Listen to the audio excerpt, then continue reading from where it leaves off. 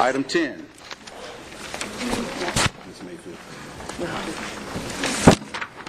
Petition number 2013-95 in the District of Councilman Briggs is by the Charlotte-Mecklenburg Housing Partnership. Is there a motion to adopt the statement of consistency as recommended? Mr. Mayor, first I need to recuse Mr. Howard. Second. Okay. Make a motion. There's been a motion made to recuse Councilman Howard and seconded by Councilwoman Mayfield. All in favor say aye. Aye. Aye. Opposed? Very good.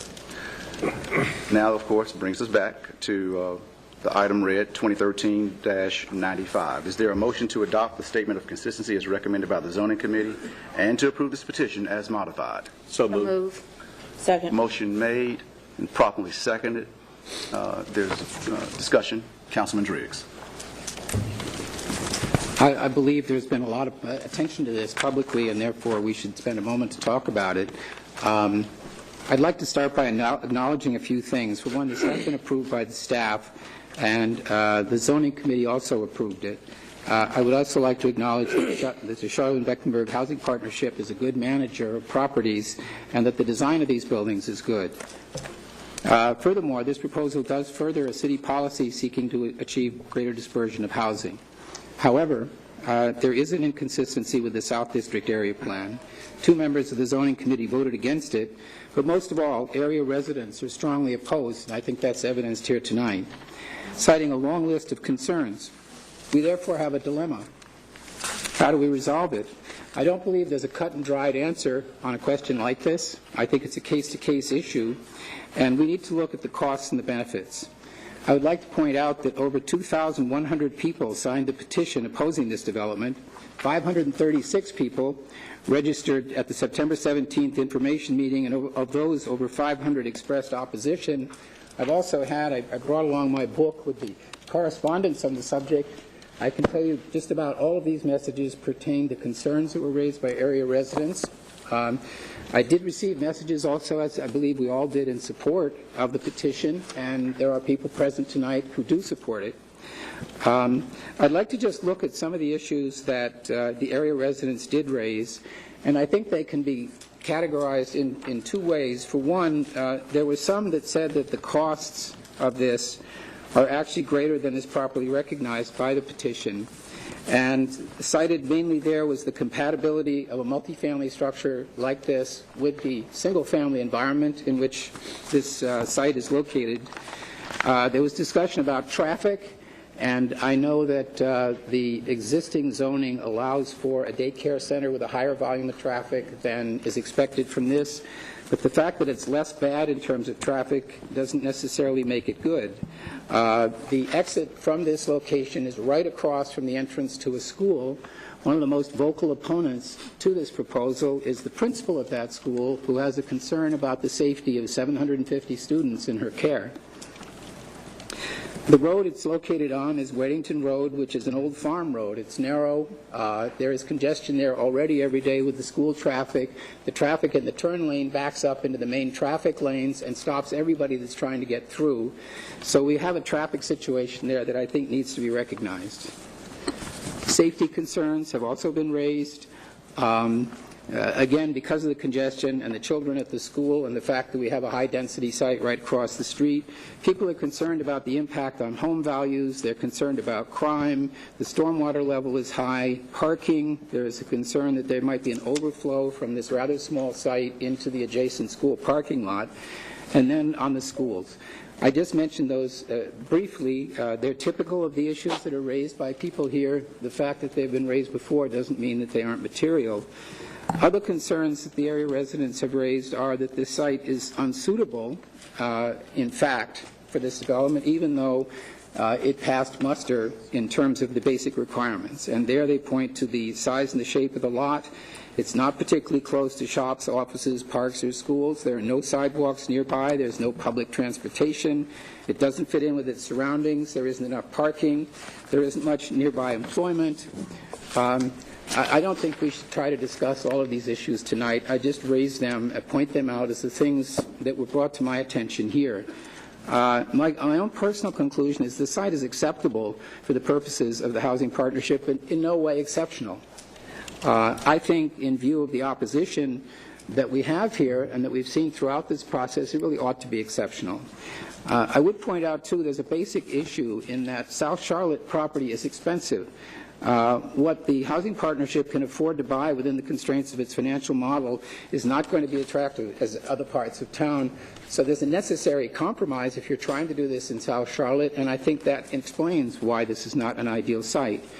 I would like to say, in conclusion, as a general comment, I don't think it's okay to dismiss the objections of area residents based on some perception that they are mean-spirited NIMBYs. These are hardworking people who live modestly, have mortgages, and pay taxes. They are part of the economic backbone that enables Charlotte to adopt an $800 million community investment plan and approve a $500 million bond offering for our schools and CPCC.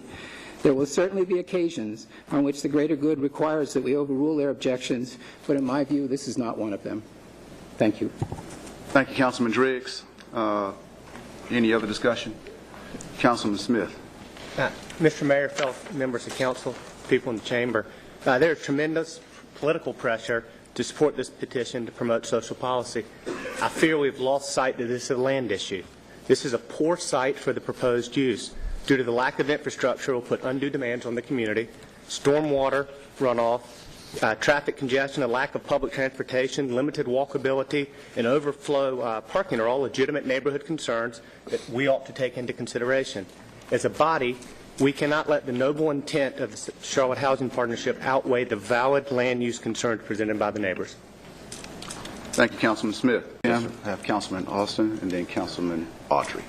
Thank you, Mr. Mayor and members of council. You know, I've listened closely during the public hearing, and I've reviewed all the emails and letters from the residents in the community. Thank you for those. But what I've read is really a lot of fear, false evidence appearing real.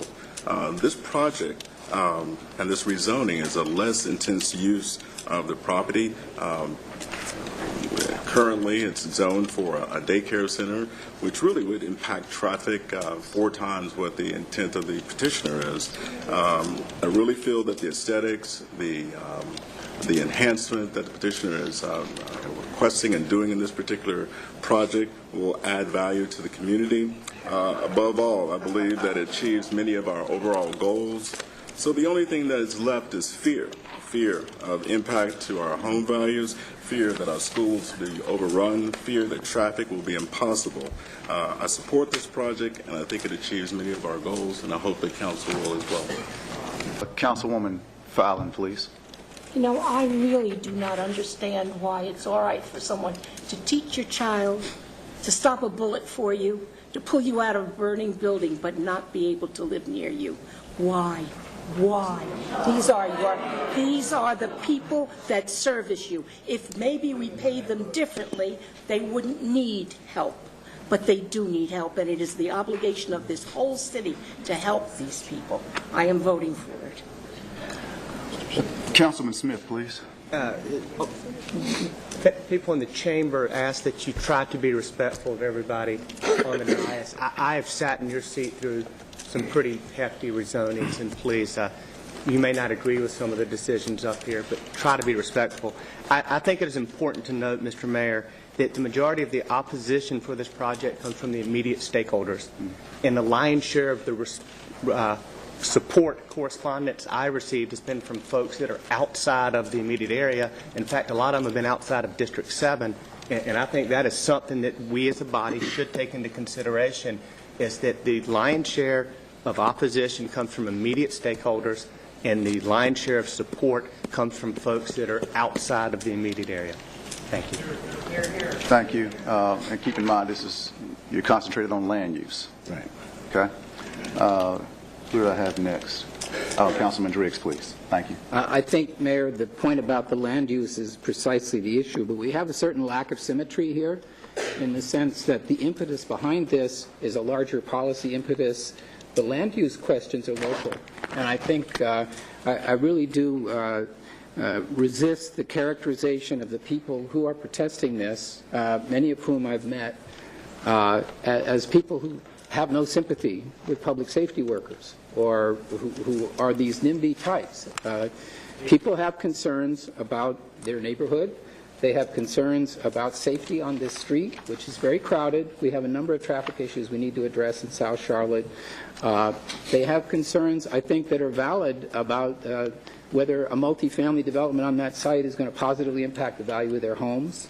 And I'd like to emphasize we're not talking about Ballantyne here. I mean, these are not people who are worried about whether their lawn care company is going to arrive on time. So I hope we can get away from characterizations like that about the people who are party to this discussion and just focus on the legitimate interests that area residents have on how this will affect them. Understood. Thank you, Mayor. Understood. Right. There's been a motion made and properly seconded. All in favor, say aye. Aye. All opposed? Nay. With those opposed, please raise your hand. Thank you very much. The motion carries.